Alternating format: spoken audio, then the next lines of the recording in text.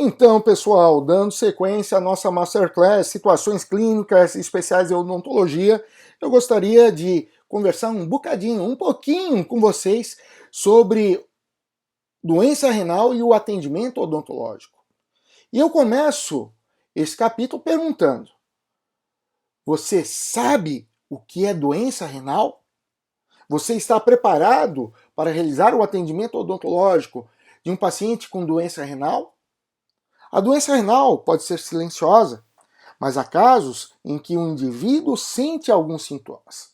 Os sinais e sintomas mais conhecidos são hipertensão arterial, urina com sangue, urina com espuma, que seria indicativo de presença de proteínas nesta urina, edemas, eliminação de urina muito clara, como se fosse água, anemia, que apresenta como sinais e sintomas palidez, cansaço, dor no peito e sonolência. Quando a enfermidade está muito avançada, pode haver perda do apetite, náuseas, vômitos, câimbras musculares, prurido, que seria coceira no corpo, perda de memória, falta de concentração e até mesmo tremores. Atualmente, estima-se que 10% da população brasileira tem algum grau de doença renal. E esse número chega a dobrar em pessoas da faixa etária entre 65 e 75 anos.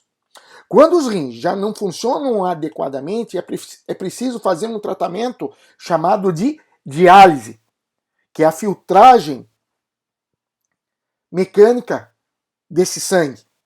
Se o paciente não conseguir um transplante renal, possivelmente ele terá que fazer esse tratamento pelo resto da sua vida. Então, os rins exercem a função de filtro, eliminando resíduos e líquidos. Dessa forma, regulando a água do organismo e outros elementos químicos do sangue, como o sódio, o potássio, o fósforo e o cálcio, evitando assim o aparecimento de inchaços no corpo e o aumento da pressão arterial. E também tem como função liberar hormônios no sangue. Esses hormônios são a renina, que tem como função intervir na regulação da pressão arterial. Outro hormônio é a eritropoetina, que participa na formação dos glóbulos vermelhos. E também os rins são responsáveis pela produção de vitamina D, que ajuda a absorver o cálcio para fortalecer os ossos. A insuficiência renal crônica é provocada por lesões renais irreversíveis e progressivas, provocadas por doenças que tornam o rim incapaz de realizar suas funções. A evolução da insuficiência renal crônica depende da doença original, ou seja, da doença de base, e de causas agravantes, como hipertensão, infecção urinária, nefrite, diabetes. Muitas vezes a doença renal progride pelo desconhecimento e descuido do portador desta condição. E quais seriam as doenças que causam, as condições, melhor dizendo, que causam a doença renal? Doenças cardiovasculares, a própria hipertensão, diabetes mellitus, glomerulonefrites, doenças hereditárias, como a doença policística, obstruções nos rins por pedras ou tumores, e infecções renais. E quais seriam os cuidados odontológicos com estes pacientes, com os pacientes portadores de doença renal crônica? Os pacientes com insuficiência renal crônica, que requerem diálise renal periódica, necessitam de considerações especiais durante o atendimento odontológico, seja ele clínico ou cirúrgico. E antes do início, principalmente do tratamento cirúrgico, deve ser sido feita uma avaliação médica desse paciente nos últimos 3 meses. Então, o médico precisa ser consultado para nos informar sobre a suficiência do controle metabólico deste paciente. Portanto, deve-se ter desse paciente um hemograma recente, com o objetivo de verificar, dentre outras situações, se ele apresenta anemia.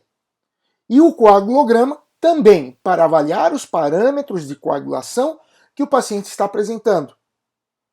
Para que, caso tenhamos planejado algum procedimento cirúrgico aonde se espera algum sangramento mais relevante, possamos realizar esse procedimento com segurança. Então, pacientes que se submetem à hemodiálise recebem um anticoagulante chamado de heparina durante esse processo. Mesmo sendo mínimo o efeito residual da heparina, e aqui vem a informação importante, é prudente programar as consultas odontológicas, de tal forma que as cirurgias eletivas sejam programadas para o dia seguinte ao tratamento de hemodiálise, para que a heparina utilizada durante a diálise seja metabolizada e o paciente encontre-se em melhor estado fisiológico, no que se refere ao volume intravascular e aos produtos metabólicos resultantes. Nos indivíduos com insuficiência renal crônica, as drogas que dependem do metabolismo ou excreção devem ser evitadas. No entanto, caso sejam necessárias, a dose deve ser modificada ou o intervalo do tempo aumentado. Outro detalhe: os anti-inflamatórios não esteroidais são nefrotóxicos. Por isso, não se deve usar em pacientes com dano real. Além disto, tem ação antiplaquetária, que pode predispor, durante um procedimento cirúrgico, a uma hemorragia. Também o ácido acetilsalicílico deve ser evitado em procedimentos odontológicos que envolvam sangramento, por também ter essa ação antiplaquetária.